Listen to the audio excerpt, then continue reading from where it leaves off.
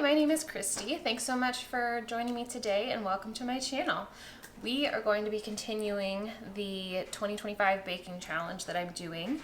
I am using Reddit's 52 Weeks of Baking subreddit.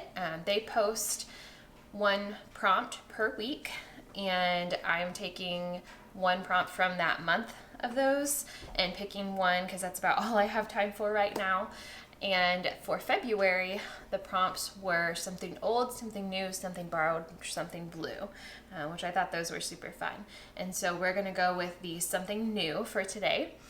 And this is something that, if you want to consider this new, it's kind of been a baking fad for the past 5 to 10 years. And it's also new to me. I have never made it before. We are going to be making Cruffins today. And what that is exactly what it sounds like. It's a croissant muffin. So you just make it with a regular laminated croissant dough. So we'll show you kind of what laminated means. Basically, it's enclosing butter within pastry dough and folding it so that you get all of those layers. And we're going to cut it kind of like a cinnamon roll to put it into a muffin tin so that it will kind of rise up, spill over, and look like a muffin. And then we're going to roll those in cinnamon sugar and put a filling inside them. So they're going to be super yummy. I can't wait. Making croissant dough usually is a 2 to 3 day process. So I started the dough last night, and we're going to continue on today with the folding, and then tomorrow we will bake them. So we'll start by adding 605 grams of bread flour. You can use all-purpose for this if that's all you have, but bread is preferable because it's going to have a higher protein content and help us create gluten within the dough. Then we'll add 66 grams of granulated sugar and 12 grams of kosher salt. Then we have 7 grams of active dry yeast. And from here, I am just going to grab a whisk and mix all that together to make sure all the dry ingredients are mixed thoroughly before we add our wet ingredients. Now we're going to add 214 grams of water at room temperature. And then we have 120 grams of whole milk. Since this should also be at room temperature and it just came out of my fridge, I just stuck it in the microwave for about 30 seconds to bring it up to temp. And then from there, we're just going to let that mix for about 5 minutes until the dough comes together. While that's mixing, I'm going to measure out my 57 grams of unsalted butter and cut that into 1/2-inch pieces. And then I'll get that back in the fridge so it can stay chilled before we add it to the dough. And then from here, I'm going to take my bowl off the mixer, just kind of check the texture, make sure everything looks nice and mixed. And then we're going to cover that with a damp towel and let it rest for about 10 minutes.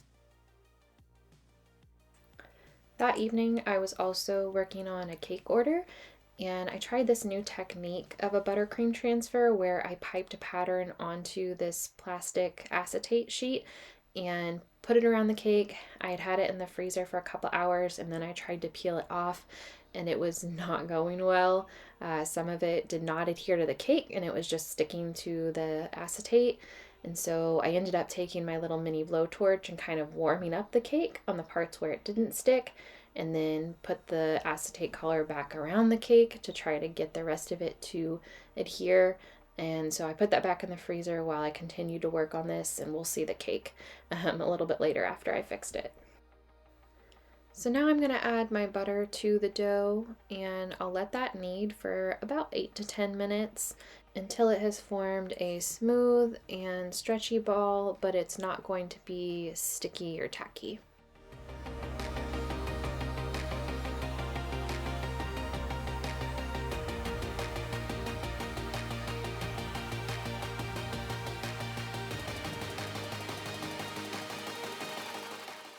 So now I'm going to take the dough out and check the texture on it. It should be nice and smooth.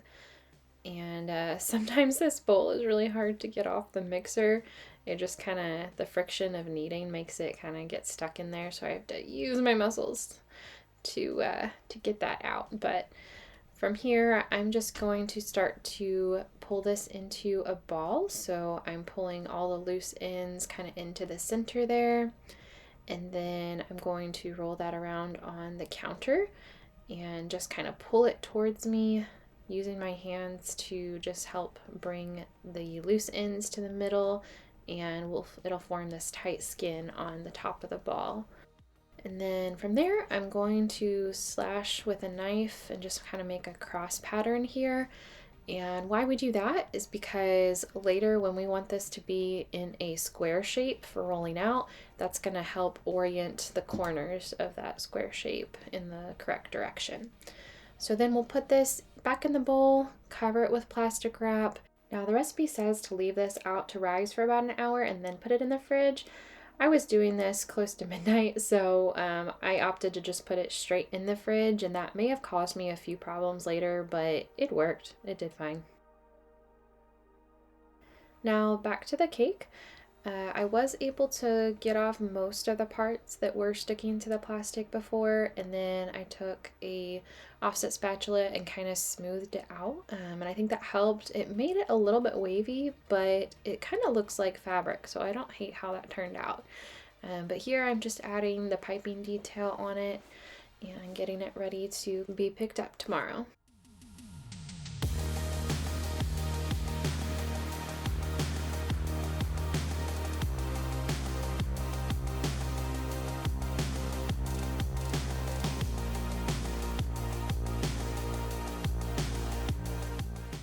It's the next day, and usually you would do this the night before when you make the dough, but we're gonna go ahead and make our butter block.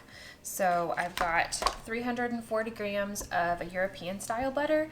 The reason that's important is because we want a higher fat content, and that's just gonna help the lamination and our layers, which I'll kind of show you here in a minute. For that we need some parchment paper. And at first we're going to wrap this up and flatten it out, and then we'll kind of shape it more closely.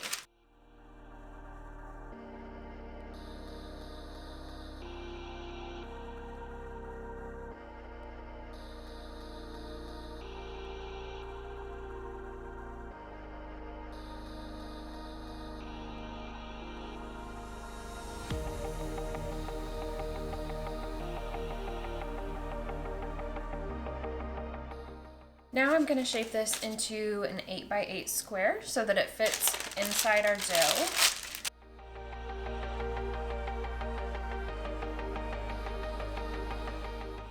So now we've got our square of parchment that is 8x8. So I'm going to flip that back over, and now we're going to roll the butter into those corners so that we have a nice perfect square of butter.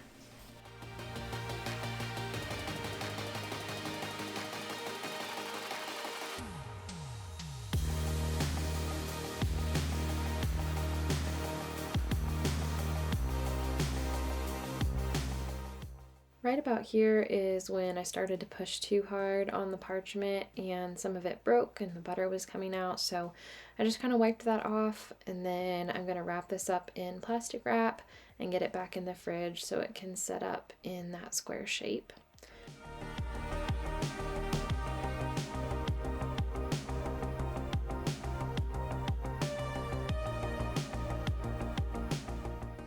The dough was in the fridge overnight for about 12 hours, so I'm going to go ahead and take that out, and then I'll use those corners that I made last night to help orient the dough into a square shape. So I'm just using the heel of my hand to kind of push that out, and then I'm going to put some plastic wrap perpendicular to each other and fold that up into an 8x8 square, and then kind of the same thing with the butter. We're going to roll that pastry out, try to push it into the corners of the plastic wrap, and then that will go into the freezer for about 20 minutes. Once that's done in the freezer, we'll get it out and start to roll it out. We're going to try to keep that 8 inches of width and then get this to about 16 inches in length. This is where I think the extra rise before I put it in the fridge the night before would have helped. I did have a lot of trouble with the dough wanting to spring back, and probably if it had had that rising time, the gluten might have relaxed a little bit more, but I made it work. It just took a little more extra effort to get it to the right shape.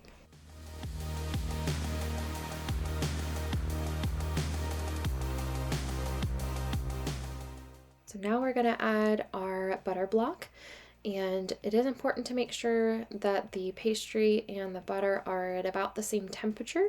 That's why we put the pastry in the freezer first. That way it just kind of rolls out more evenly. And then we're going to fold the top and the bottom over, use our fingertips to pinch that together, and then we'll pinch the sides together as well so that the butter is fully enclosed within the pastry. And then from there, we kind of do the same technique like we did with the butter block, using the rolling pin to kind of beat it down, spread it out, and then we'll roll it along that seam. And this time we're trying to get it 24 inches long and maintaining that 8-inch width. We want it to be about 1/4 inch thick. And then we're going to do our first fold, which is called a book fold. So we'll fold both sides into the middle and then fold it over again. Wrap that up in plastic wrap, and it'll go in the freezer for 15 minutes and then be refrigerated for 1 hour. After that, we'll repeat the same process. This time we're going to do a letter fold, so you're kind of folding it in thirds like a letter.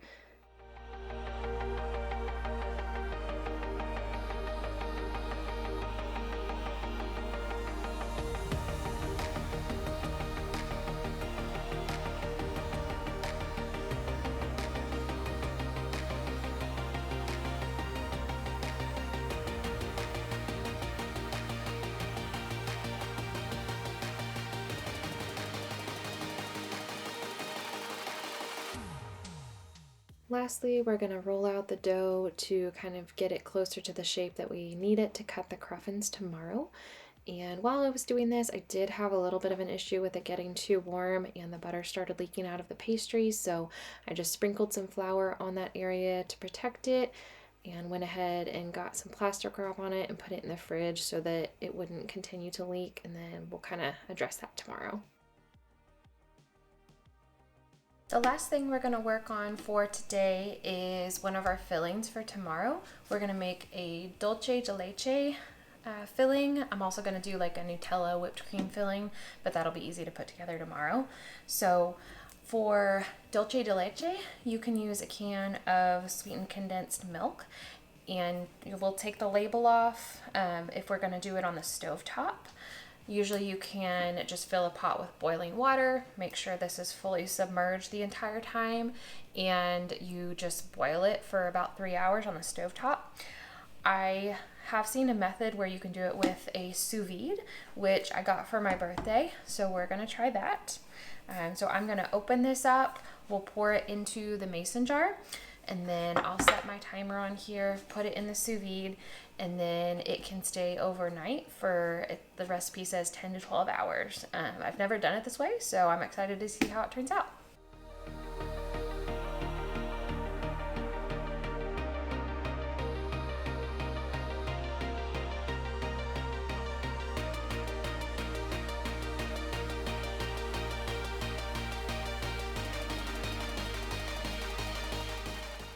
It's the next day and I'm trying to roll this out just a little bit more to get it closer to the final shape that we will cut it, but it's still pushing back on me a little bit, so I'm just going to get it back in the fridge and then we'll roll it some more here in a little bit.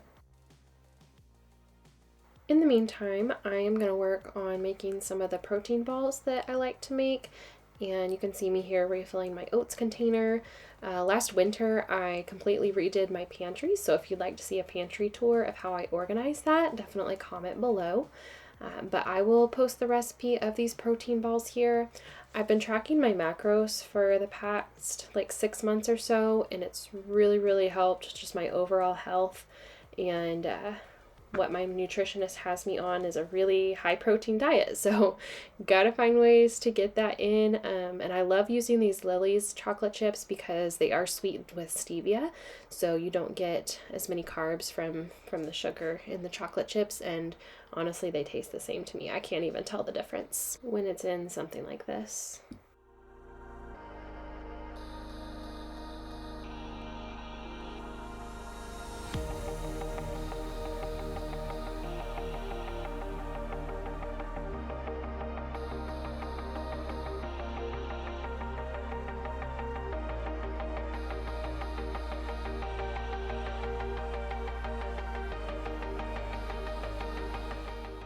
So now I've got the dough rolled out pretty much to where I want it. I knew I wanted strips that were about 7.5 inches long, so I was shooting for 15 inches, and then I would cut it in half, and from there just cut as many strips as I could get out of that. So I trimmed off the edges, and I'm using my fancy rotary cutter here to cut those strips about 1 inch in width.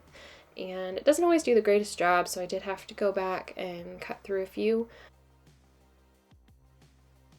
Even before it's baked, you can really see all those layers of butter coming through the pastry.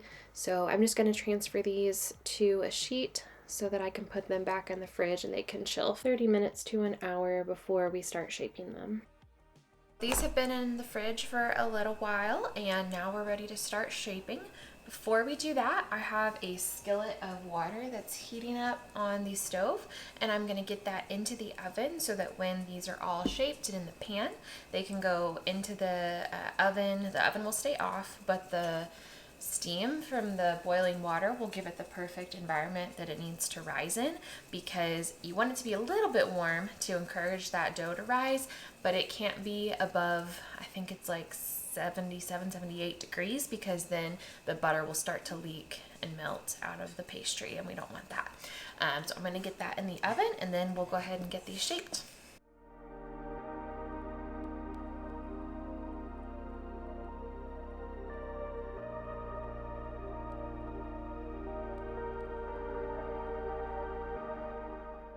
Some of these pieces turned out a little thicker than others just because my rotary cutter I have was not quite even, so I'm going to use the thicker ones for my popover mold. I will use an excuse to buy a new piece of kitchen equipment, so I bought this popover mold. We're going to use that for the Cruffins so we can make them a little bit taller, and then I'll have some extra dough, so I'll make the rest in just a muffin cupcake tin. So I've seen a couple different methods. I'm going to try it both ways. The dough basically turns out the same either way, but the first one I saw is where you just kind of layer that a little bit over and push it down, and then we just roll it kind of like if you were making a cinnamon roll. Here. And then we'll tuck the loose ends. Oh, it's starting to come apart. I probably need to push down more.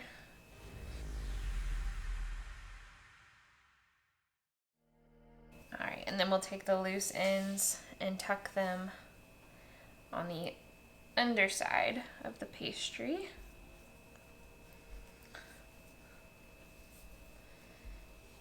And then we're going to take our finger and just push down in the middle, and that's going to prevent it from the middle from kind of just going up and over.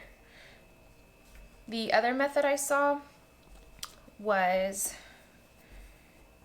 to kind of line them up here with the ends towards each other, and then twist like so.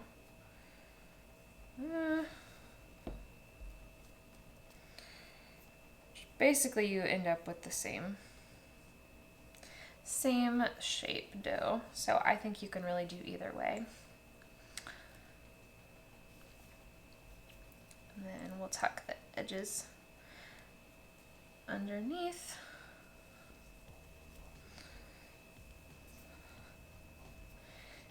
And push down. And there we go. And for this, you do not need to grease the pans because the butter from the croissant dough will basically be like self-greasing. So they should come out just fine.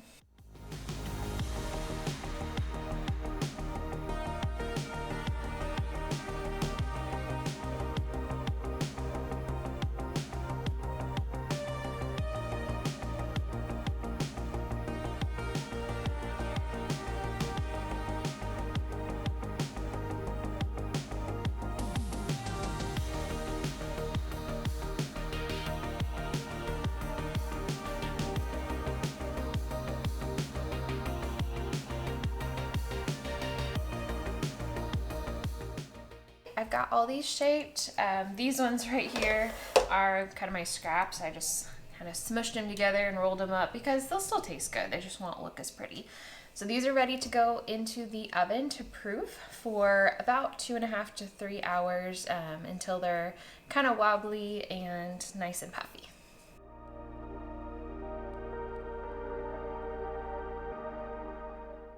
These puffed up beautifully. You can see all the layers in them. They're super pretty. So they're going to go in the oven at 375 degrees Fahrenheit for about 20 to 25 minutes.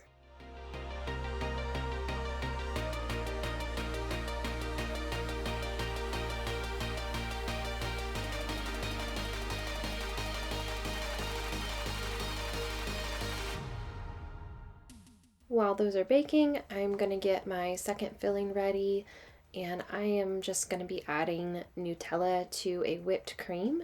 I'm not really measuring anything here, just kind of pouring some cream in, maybe a cup or so, and then I'm gonna whip that on high until it's the consistency that I want, and then we'll add the Nutella to taste.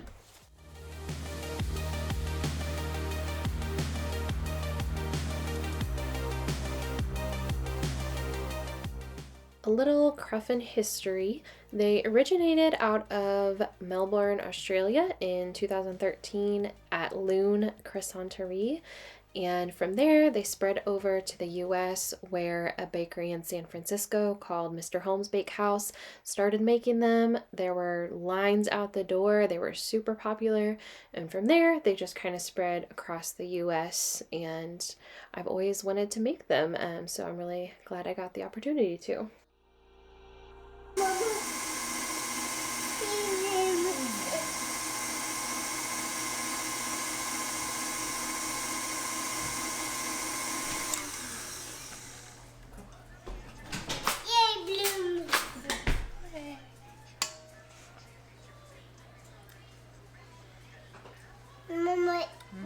You want to try it? Hold it. Take a bite. Say thank you, Mama. Hi, Mama. You like it? I think I want some more Nutella in there. Not quite strong enough.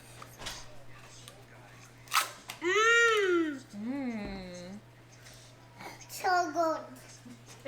So good. So good. You like? No. No? Get on. Alright. Thank you for your help, buddy. We're all done. See blue mix and mix.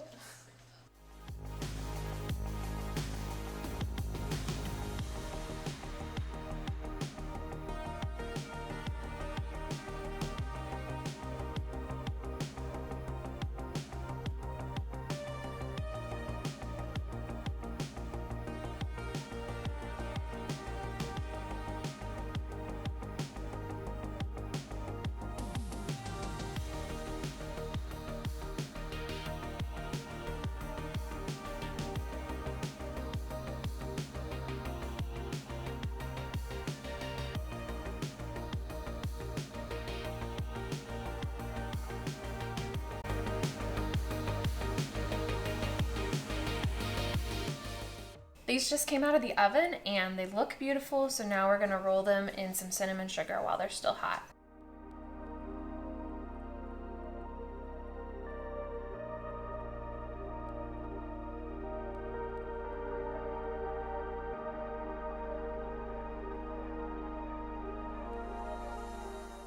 these have cooled off a little bit now, and there were some that kind of started to fall apart when I took them out of the mold, so I left them in there for a little bit. This one's still trying to fall apart. There are some that have, like, the end is kind of open, so I'm not too sure, like this one, if the filling is gonna work well in there. I think they just didn't get all the way down to the bottom of the tin, so that's something I would focus on next time, is maybe making a flatter dough, try to roll it out a little bit more, so that the rolls are not as thick and they go all the way to the bottom of the pan. But they look great, so let's go ahead and fill them. I've got my Nutella cream and my dulce de leche. I have more of this, so I'll probably do some more with these, but I'm excited to taste them with the filling.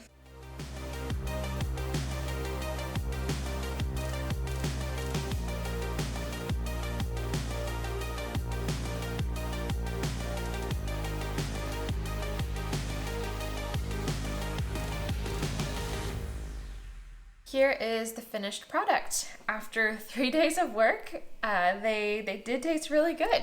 I don't know if I'll do croissants again anytime soon, just because it is quite a process, and I'm sure if I had a little bit more time to dedicate to it, there's certain things that I probably would have done a little bit better, but overall, they turned out pretty good. You can see the layers. The fillings are delicious inside of the croissants. I think I like the Nutella more than the dulce de leche, but they're both really good. So thank you so much for joining me on this journey, and stay tuned for the March episode.